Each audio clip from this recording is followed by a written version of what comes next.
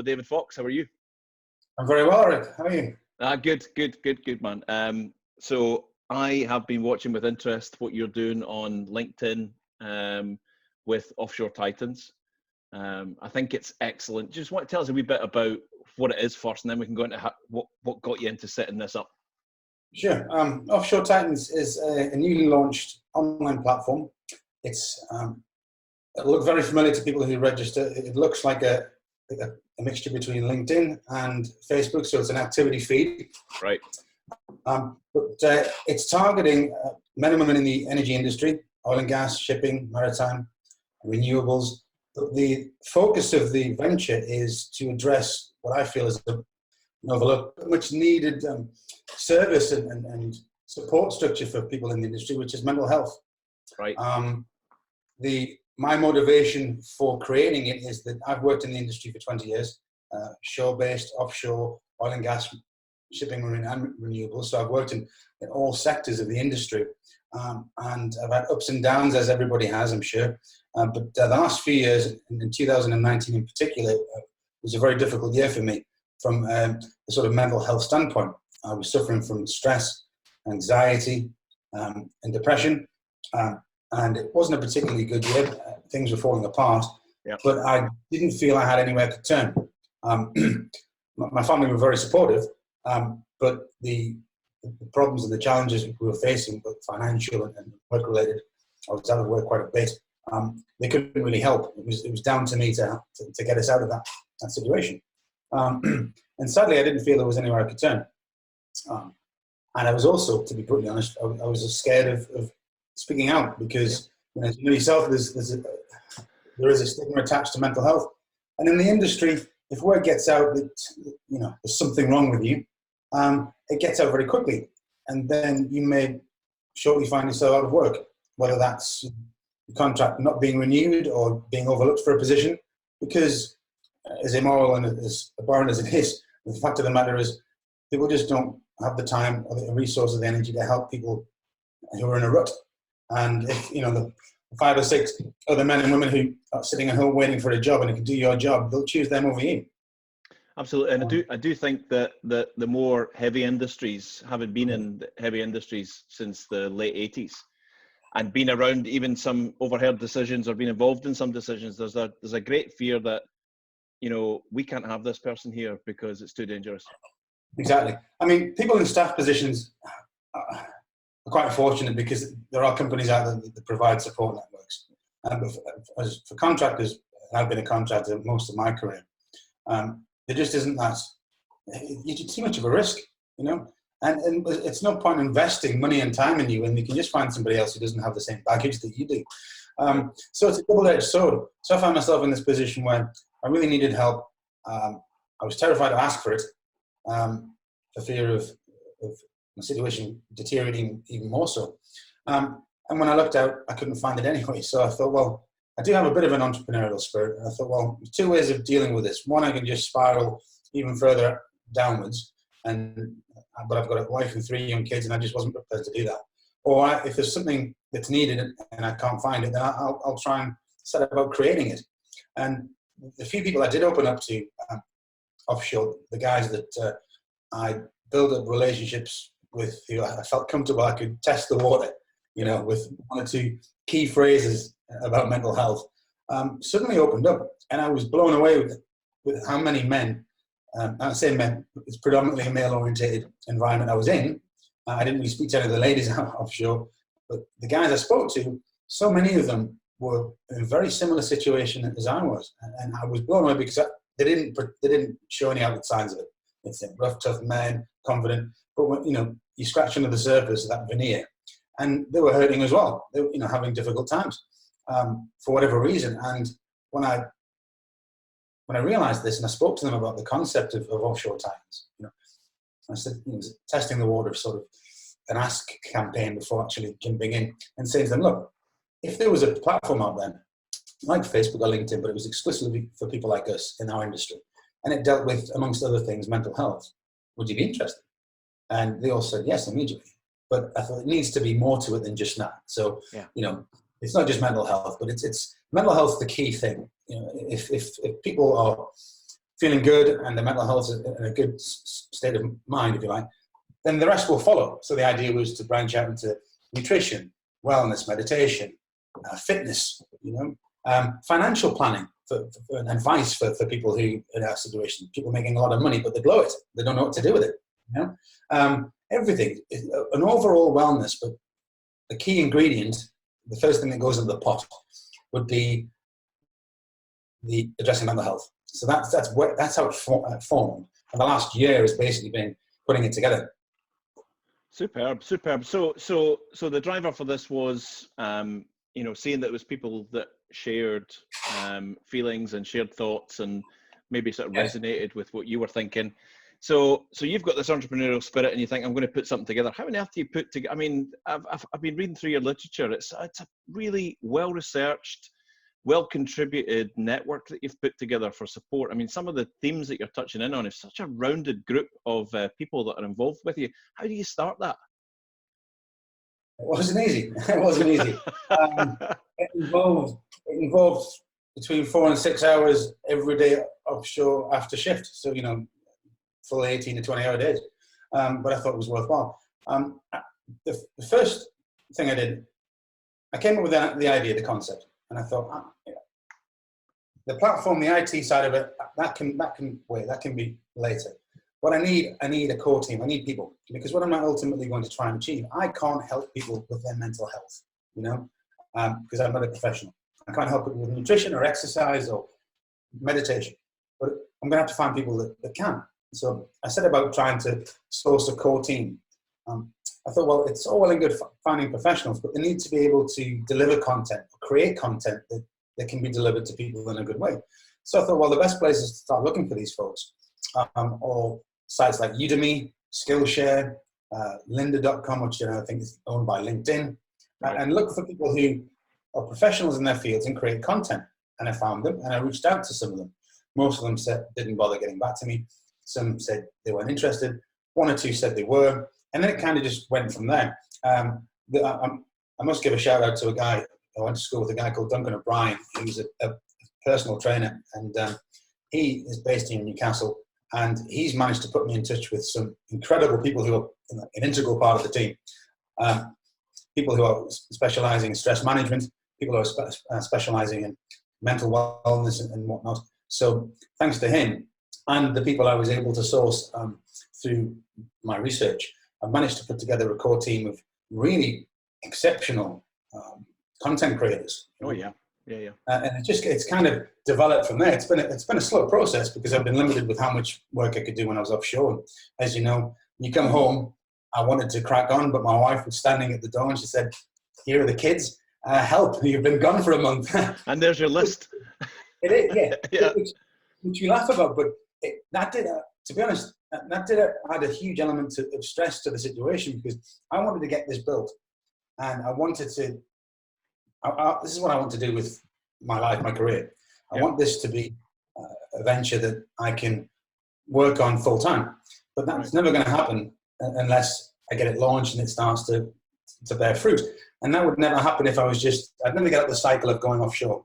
And if I couldn't get cracking when I was home, because you know yourself, you're very limited in time and internet connectivity when you're offshore, if at all. Yep. So I used to come home thinking, I've got 3 weeks. I really need to get as much done in these 3 weeks home. And of course, there were clashes at home, which added to the stress and anxiety. It's all my own doing, but you know how it is. So what do you want to happen with this, right? So if you're an offshore worker in marine drilling platforms, whatever it might be, renewables, and you feel that you just know that there's something. You just know when you're on your quiet moments alone, when you're not putting on the bravado in front of the troops, you know that there's something. And what are you hoping that how do you hope people will interact with this? Well, the strategy's changed somewhat, even in the last few weeks. Initially, I wanted to just get the message out, and I hope that people in the industry would see it. If they needed help, they could go to the website, create an account. It's free to create an account, and then you've got access to jobs boards, some of the courses, the activity feed, all of that, groups, forums, just like Facebook or LinkedIn. So that was my hope. But then I thought, no, the best way to do it is to approach companies directly and say to them, this is who we are, this is what we are hoping to achieve. And rather than put the onus and the, sort of the time on the workers, because I say it's free to open an account, but for some of the courses, there'll be a membership Of course. fee. Yep. It has to have to pay the content creators. So rather than putting that cost and that sort of burden on people in the industry, I thought, well, what I plan on doing is approaching companies directly and saying, look, we have a corporate package where you can choose however many memberships you want for your staff, and then we provide them with access, and the company picks up the tab. And it's minimal when you look at sort of the health and safety and mental health budget or the corporate social responsibility. It ticks all of the boxes for these companies, especially now when it's becoming more and more prevalent. And the workers then are exposed to it. They're told that this is a platform that we as a company have subscribed to, and we're offering you the opportunity to log on. And it takes the legwork out of it for the worker. They log on, they create an account, and then suddenly there's stuff on there that they otherwise would never have discovered. So I think that's the way to go. Okay. So that's the plan. Getting that out to the company. And I'm guessing that, you might be reticent in some way if you do want to go on there and maybe sort of interact with people and find out more about things that are affecting you. I guess there's no link back to the company. It's a private thing between you and the platform, right?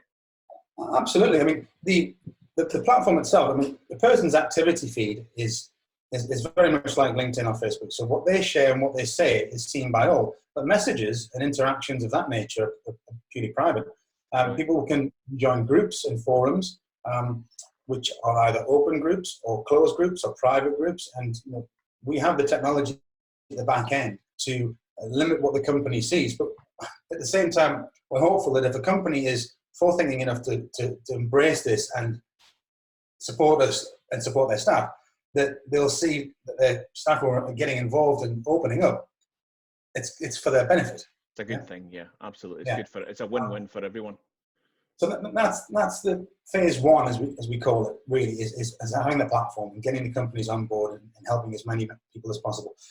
Included, I'm thinking, especially right now with COVID-19, trying to encourage companies who've maybe had to furlough some of their staff and effectively pass on the financial responsibility to the taxpayer. I would encourage those companies, if they can find it in their budget, to still provide for staff that they've furloughed or contractors that they've furloughed, because it would generate goodwill. It would show these people who've either been put on furlough or let go, it showed that the company does care about them, and the cost is minimal to the companies. But it can really help support the people that are struggling right now, so that when hopefully this all resolves itself and we get back to work, the people coming back are in a far better state of mind because they've had support from Offshore Titans provided by the company than they otherwise would have been just sitting at home. It's great. I mean, I said to you just briefly off air before we went live there. I worked offshore for 10 years between 90 and 2000. Had nothing like this.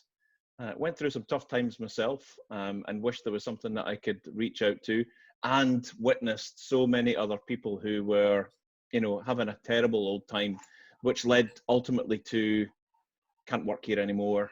That's it. It's all over. So I think the whole concept of it is absolutely terrific. So you say that are you in full launch mode right now, or you said the phase one, different phases?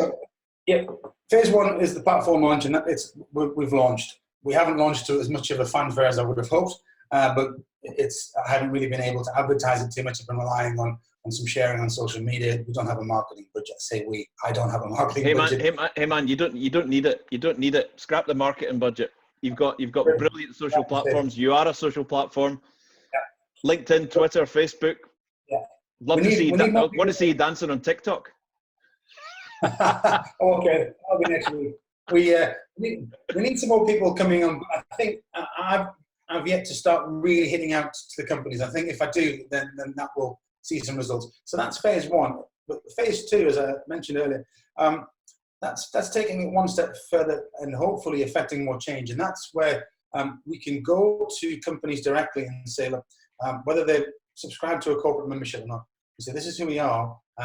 We're helping people. We have now a track record, even if it's a few months of helping people, and we've got some great content, but we want to offer a bespoke program for that company where we take 60 to 80% of our content, which our core team have provided, professionals, and we say that the remaining 15 or 20% can be agreed upon by that new client. What do you want us to include? And then we come together and we create a bespoke program which we can roll out either as a trial to one vessel or one rig or a project or a refinery somewhere onshore or an office, and say, look, this is what it is. The details are quite complex, but it'll be sort of a voluntary arrangement where the men and women on board, for example, can say, yes, we want to do it. They have a checklist of 5 or 6 things they have to do that day, whether it's 2-minute breathing in a toolbox talk prior or a stretching exercise. I mean, I worked in the yards of South Korea for almost 15 years, and they do exercises every morning. So the Japanese, we don't do it offshore. It might seem silly, but believe me, if you do it, you feel great. 2 or 3 minutes of stretching, it fills your body with energy, and you go out engaged from a safety perspective.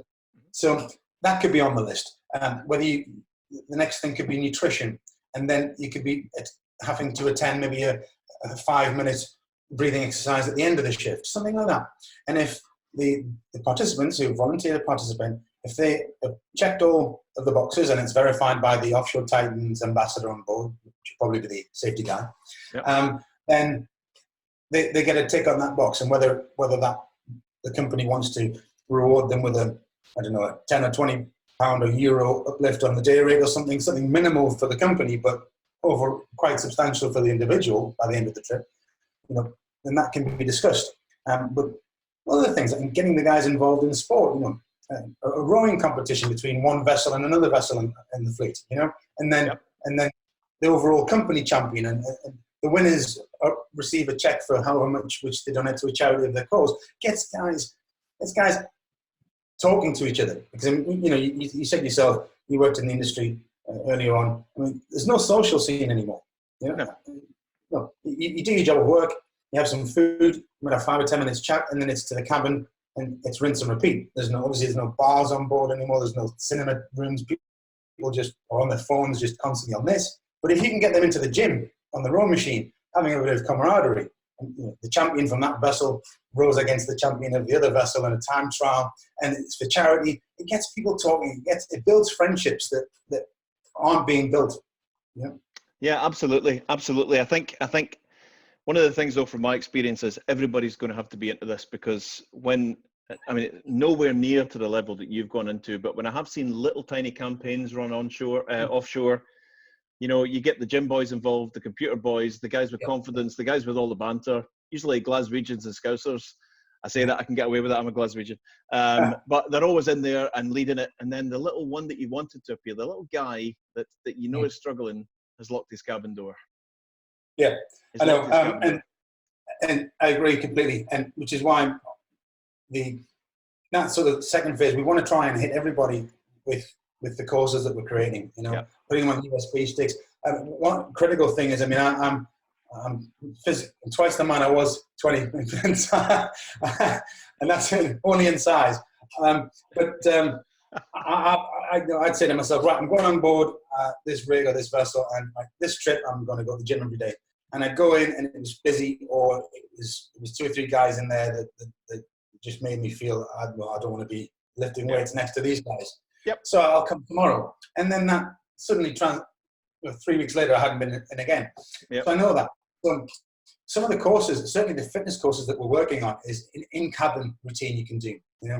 Like your own body weight, no equipment required, just pair of trainers, shorts and t-shirt, using your own body weight or your chair in a safe manner, of course, and dips or whatever, things like that. It's a 5 or 10 minute pre-shift or post-shift in-cabin bodyweight exercise, just for yourself, so there's no intimidation for the gym, and you can do that. And then after maybe 1 or 2 trips of doing that, you might have the self-confidence to then start going to the gym. So I really am focusing, because I have been the quiet guy who just finishes his shift and goes to the cabin. So I'm trying to put myself in that mindset. I've tried to look at all of the people I've met, all the different characteristics of people I've met, and think, what would I need the program to be for this guy to engage? For that guy to engage? For this lady over here, the only lady on the ship, how can I get her to engage? Because as much as she might want to, it's an intimidation factor. She may feel which is not Totally. And I guess we don't want this to be a fad either, right? We want this to be ingrained. We want this to be a lifestyle thing. A step change. I've chosen the word step change very carefully because I want this to be a step change in the way we look at it. I mean, I want in 5 or 10 years for the industry to look at, let's say Offshore Titans, but the mental health platform like Offshore Titans, and think, how on earth did we operate for so many years, so many decades as an industry before this or without this? Because you look back 10, 15 years, when you're offshore, or 20 years when we both started perhaps, and you think, we thought we were being safe, but it's incredible how unsafe we were working. We wouldn't dare do that now, but we thought we were doing it right. Now, in some ways, we know from a mental health perspective, we're not doing it right. We know that, but we're not doing anything about it. So let's do something about it so that in 5 or 10 years, we're in a safer position. Our kids, when they go into the industry, they don't have to go through the stuff we had to. Correct. So what do we need? What do we need to get you when we put this out? What are you looking for? I'd love to have the opportunity to be able to speak to decision makers and companies and organizations. Whatever level up is required for somebody in a position to say, I agree wholeheartedly with this what you're trying to achieve. We would like to participate as a client. What can we do? Let's have a dialogue. And then we can discuss it, because I'm convinced it will only take one or two companies to embrace this, and then I'll be able to really dedicate myself full time. Because I'll be honest, I've been unemployed now for 3 months, and I'm having to look for other work, and I've got a few irons in the fire. Yeah, I have to, because I'm just living off the last paycheck, which was 3 months ago. Right. So we're appealing to company directors, senior people, drilling companies, HR marine directors. companies, HR, whatever it might be, health and safety directors, whatever it needs to engage with you to get this going, because you want to get these trials going. And, at the end of the day, this isn't a faddy thing. This isn't just a whiz-bang firework. This is about the wellness of people, the proper wellness of people. It's not a bolt-on. It's not a safety harness. This is about here and here, right? Because absolutely. Yourself, we all talk about, it's different jargon words, but checking in before your shift, mentally engaged. Everyone talks about health and safety, but it's all safety. There's very little health other than a medical, and a chest test and things like that. But no one ever talks about mental health. But if you address that first, everything else falls into place. If you allocate 1/10 of the budget that you do for safety onto mental health, the budget required for safety won't be needed, because people won't have accidents. People will be going out engaged, focused, feeling good about themselves, not having the mental toolkit necessary to deal with the stress and anxieties they're going through. And then coping with it, recognizing the signs of stress before they manifest, coping with it, and not having accidents themselves or causing accidents for their colleagues. And even with that mental toolkit and that awareness and the new smarts, being able to recognize it in other people as well and do something about it. Right? Yeah. You can say to your pal, you don't look right. What's wrong? I know what's wrong, but tell me what's wrong, because I can tell. I've seen 3 signs that identify that you are suffering from X, Y, Z, and they've been furnished with that because they've been trained. Let's make it the most important priority, because everything else will follow suit. And productivity, which will be the pitch I'll be putting to companies, productivity will be so much increased, and the cost of any of these programs will be insignificant compared to the cost savings and productivity, and that will result as a side effect of it. Right. So we need to get moving, and we need people to step forward and help support you and find out about this. How do people get in touch with you? Right. Well, I can give my email address and can be attached onto the end of this broadcast. Yep, sure can. My email address is david.fox@offshoretitans.com. Right. No problem. And the website? It's www.offshoretitans.com. It does what it says in the tin. Listen, I'm going to do my best to support this, because I wholeheartedly believe in this, and I know a lot of people that will as well. So I'm going to do my best to support you, David. I think what you're doing is fantastic, and we wish you all the best. So we will catch up with you, and we'll definitely make a date to come back and see you in a couple of months' time, because we want to hear all about the successes of Offshore Titans. And we will see you soon. Thank you so much for your time.